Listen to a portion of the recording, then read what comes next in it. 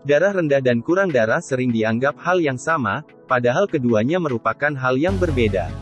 Darah rendah berhubungan dengan tekanan darah dan disebut juga sebagai hipotensi. Sedangkan kurang darah adalah anemia. Kondisi saat hemoglobin seseorang berada di bawah normal.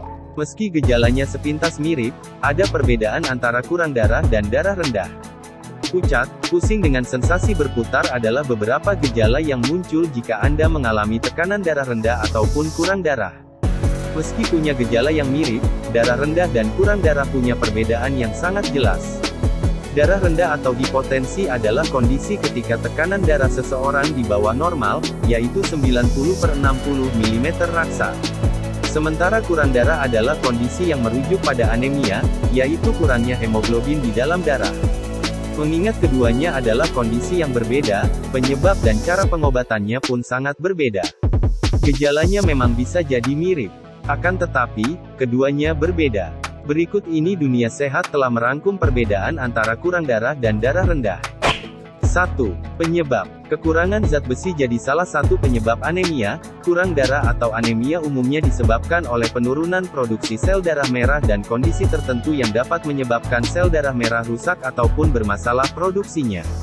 Beberapa penyebab yang dapat berisiko menurunkan produksi sel darah merah antara lain, kurangnya produksi sel darah merah karena kerusakan sumsum tulang, kekurangan zat gizi tertentu, seperti zat besi, vitamin B12 atau folat, hipotiroidisme. Kekurangan zat besi adalah satu penyebab anemia alias kurang darah yang sangat umum. Selain itu beberapa hal lain yang dapat menyebabkan anemia antara lain pendarahan, haid, penyakit kronis seperti kanker dan penyakit ginjal, kelainan genetik dan prosedur pembedahan. Sementara itu, untuk darah rendah atau hipotensi penyebabnya bisa bervariasi, dari dehidrasi sampai kondisi kesehatan tertentu.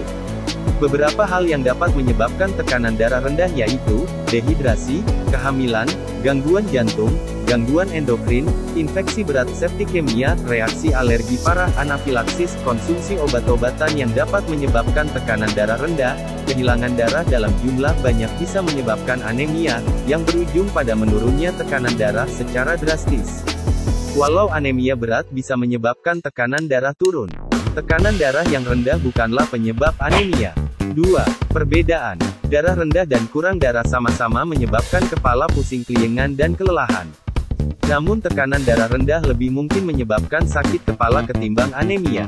Ciri kurang darah yang khas biasanya cenderung ke pusing dengan sensasi berputar, meski tak menutup kemungkinan sakit kepala mungkin saja terjadi. 3. Pengobatan.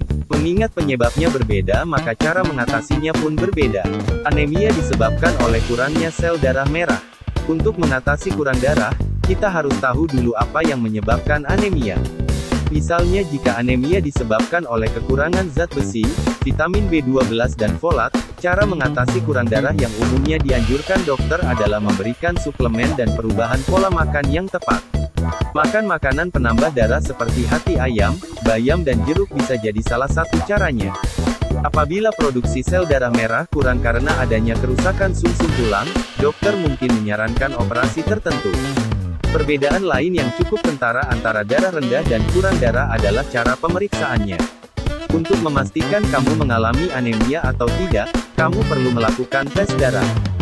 Beberapa tes darah untuk pemeriksaan anemia adalah tes darah lengkap dan pemeriksaan bentuk sel darah merah.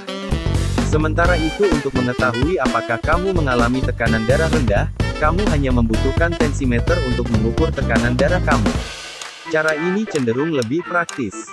Beberapa pemeriksaan penunjang lain untuk mengetahui tekanan darah rendah hipotensi, antara lain, tes darah, untuk memeriksa beberapa penyebab darah rendah, seperti hipoglikemia, hiperglikemia atau anemia.